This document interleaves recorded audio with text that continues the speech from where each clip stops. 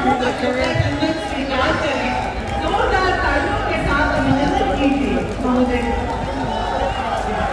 शुभम सिंह हमारे जो बहुत ही खास मित्र हैं, उनका बहुत बहुत धन्यवाद हमारी लाइफ में जुड़ने के लिए। सद्गुरु रविदास जी महाराज की, सद्गुरु रविदास जी महाराज की जय, सद्गुरु ज्ञान भिक्षुदास जी महाराज की जय, सद्गुरु ज्ञान भिक्षुदास जी महाराज की जय, सद्गुरु समनदास जी महाराज की जय, सद्गुरु समनदास जी महाराज की। भारत माता की, भारत माता की, गंगे मैया की, गंगे मैया की। वंदे वंदे वंदे। मंच पर उपस्थित पूज्य स्वामी महंत श्री गोवर्धन दास जी महाराज, पूज्य स्वामी श्री ओमानंद जी महाराज, पूज्य महंत श्री निर्मल दास जी महाराज, महंत श्री गुरदीप गिरी जी महाराज, महंत श्री केशवानंद जी महाराज, पूज्य संत महात्मा श्री सत्यानंद जी महाराज, महात्मा श्री सतीश दास जी महाराज, महात्मा श्री विज्ञानानंद जी महाराज, आज के इस कार्यक्रम में उपस्थित सभी पूज्य संतजन, इस कार्यक्रम में विशेष में ज्योति की एक पुंज के रूप में सद्गुरु रविदास जी महाराज का आविर्भाव होता है। काशी में जो भारत की सनातन धर्म की प्राचीन नगरी है, उस काशी में शील गोवर्धन में सद्गुरु रविदास जी महाराज का आविर्भाव होना और उन्होंने अपने कर्म साधना के माध्यम से जो एक प्रेरणा वहां से दी, वह आज भी पूरे देश के लिए, हर श्रद्धालु जन के लिए एक मार्गदर्शक के रूप में काम करती है। जब हम सद्गुरु रविदास जी महाराज के बारे में चर्चा करते हैं बहनों और भाइयों, सद्गुरु रविदास जी महाराज ने सामाजिक आडंबर और कुरीतियों के प्रति समाज को जागरूक भी किया, कर्म पर विश्वास करने की प्रेरणा दी, एक आध्यात्मिक चेतना का जागरण किया और उन्होंने कहा था, मन चंगा तो कठौती में गंगा। बहनों और भाइयों, ये सद्गुरु रविदास जी महाराज का कथन ये जीवन में आंतरिक पवित्रता और निर्मलता का प्रतीक होता है, एक नई प्रेरणा है और इसीलिए उन्होंने सामाजिक बुराइयों से दूर रहने के लिए समाज को एक नई प्रेरणा दी। सद्गुरु रविदास जी महाराज के गुरु रामानंद जी महाराज ने कहा था, जाति पाति पूछे नहीं कोई, हरि को भजे सो हरि का होई। और यही परंपरा आगे बढ़ती है। तो संत रविदास जी ने उस समय इस बात को कहा था कि ऐसा चाहो राज में जहां मिले सबन को अन्न, छोट बड़ो सब बसे रविदास रहे प्रसन्न। बहनों भाइयों, कितनी दिव्य वाणी है, कितनी दिव्य वाणी है सद्गुरु रविदास जी महाराज की। उन्होंने कहा, यह रविदास तब प्रसन्न रहेगा जब बिना भेदभाव के सबको समान रूप से अधिकार मिलेगा, सबको अन्न मिलेगा।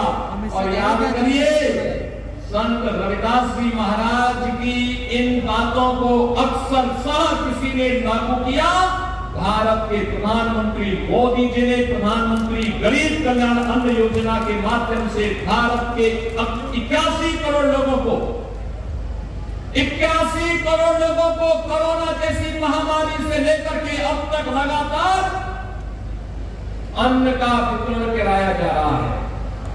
ये होती है संतों की प्रेरणा।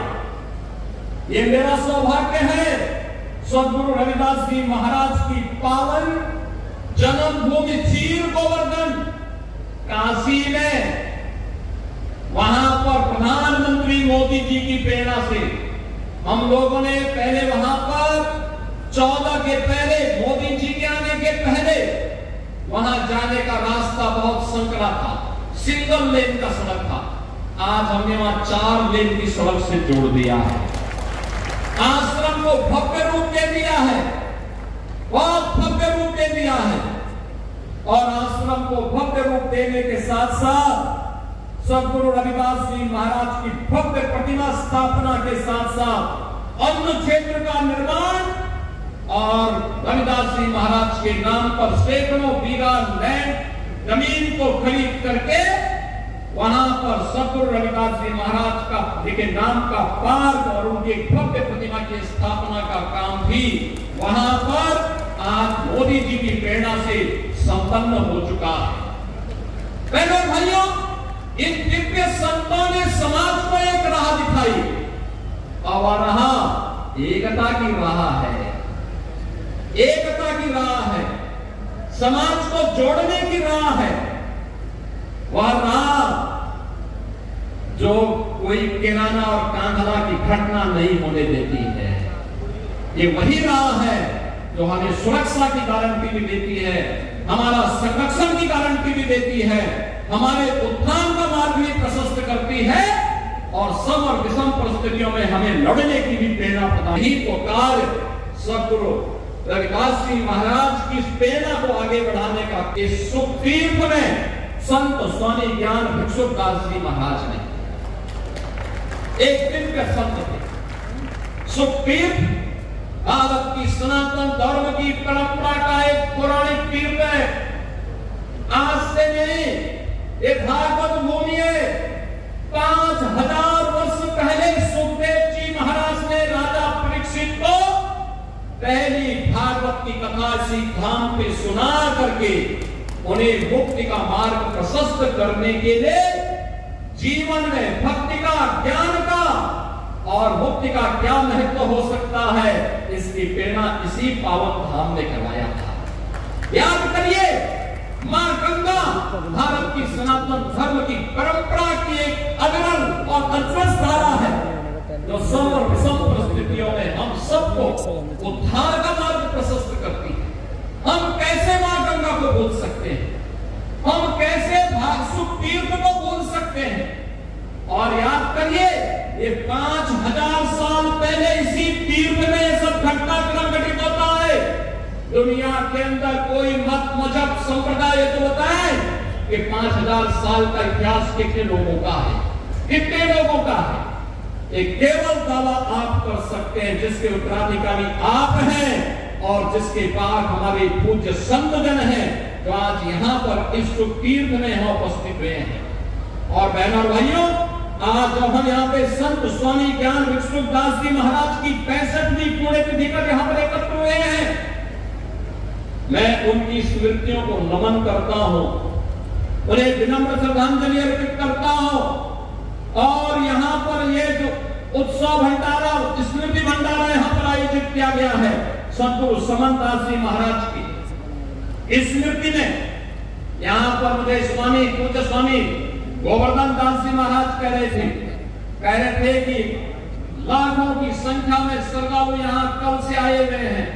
मैंने कहा मुझे भी इसी बहाने उत्साही युवाओं के साथ संवाद करने, मिलने का एक अवसर प्राप्त होगा। और बहनों और भाइयों, मैं तो आपसे कहने के लिए आया हूँ, इसलिए कहने के लिए आया हूँ कि इस बार तो नहीं हो पाया, लेकिन अगली बार यहाँ के पूज्य संतों की प्रेरणा से जो मां गंगा की धारा को हम यहाँ से लेकर के गए हैं, यहाँ पर इस सदगुरु रविदास मिशन से जुड़े हुए समनदास जी महाराज के पावन आश्रम के सामने भी सदगुरु रविदास और पूज्य संत समनदास जी महाराज की स्मृति में एक घाट का निर्माण हम लोग कार्य करके पूरा कर चुके हैं। यहाँ की सड़कों के चौड़ीकरण के कार्य को भी आगे बढ़ाएंगे, जिससे आने वाले आप किसी श्रद्धालु को आने वाले समय में संकट नहीं आएगा। आराम से पार्किंग की व्यवस्था की जाएगी और पार्किंग की व्यवस्था के साथ साथ यहाँ के सुंदरीकरण के कार्य को आगे बढ़ाना, सत्संग सभागार की स्थापना करने का कार्य भी यहाँ पर हम लोग आगे बढ़ाएंगे, जिससे आने वाले समय में आने वाले श्रद्धालु को सम विषम परिस्थितियों में किसी भी प्रकार की समस्या का सामना न करना पड़े। बहनों और भाइयों, जब अच्छी सरकार आती है और पूज्य संतों का मार्गदर्शन मिलता है तो अच्छा ही अच्छा होता है। अच्छा ही अच्छा इसलिए होता है, अच्छा करने के लिए सोच चाहिए। यह देश 1947 में आजाद हुआ। बाबा साहब डॉक्टर भीमराव अंबेडकर जी ने इस देश को एक संविधान दिया, लेकिन आजादी के बाद बाबा साहब भीमराव अंबेडकर को जो सम्मान मिलना चाहिए था, वह सम्मान पिछली सरकारों ने नहीं दिया। पहली बार बाबा साहब के नाम पर पंचतीर्थों का निर्माण प्रधानमंत्री मोदी जी ने किया। एक पंचतीर्थ जहां पे बाबा साहब का जन्म हुआ था, मऊ मध्य प्रदेश में, वहां पर भव्य स्मारक बाबा साहब भीमराव अंबेडकर का बन चुका है। बाबा साहब भीमराव अंबेडकर ने उच्च शिक्षा लंदन के जिस स्कूल से जिस स्थान पर रह करके किया था, इंग्लैंड की सरकार ने उस भवन को बेचने की कार्रवाई की थी, तो प्रधानमंत्री मोदी जी ने उस भवन को खरीदा और खरीदने के बाद ये व्यवस्था की कि भारत के अनुसूचित जाति जनजाति के छात्रों के लिए उच्च शिक्षा के लिए विदेशों में जाना चाहेंगे, इंग्लैंड में जाना चाहेंगे, उन छात्रों के लिए वहां पे एक भव्य बाबा साहब का भव्य स्मारक भी बनाया और स्मारक बनाने के बाद वहां पर छात्रावास का निर्माण और स्कॉलरशिप की भी व्यवस्था वहां पर प्रधानमंत्री मोदी जी के द्वारा किया गया। बाबा साहब ने 1956 में उनकी दीक्षा भूमि नागपुर में भी भव्य स्मारक के निर्माण का काम प्रधानमंत्री मोदी जी ने कराया और चैत्य भूमि मुंबई में भी बाबा साहब का भव्य प्रतिमा और विशाल भव्य स्मारक और विशाल प्रतिमा का निर्माण भी प्रधानमंत्री मोदी जी के मार्गदर्शन में स्थापित हो पाया है।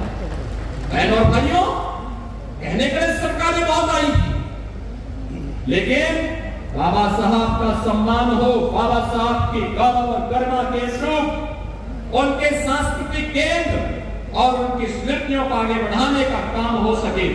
याद करिए 26 नवंबर की तिथि, 26 नवंबर 1949 को बाबा साहब ने भारत का संविधान का निर्माण किया था।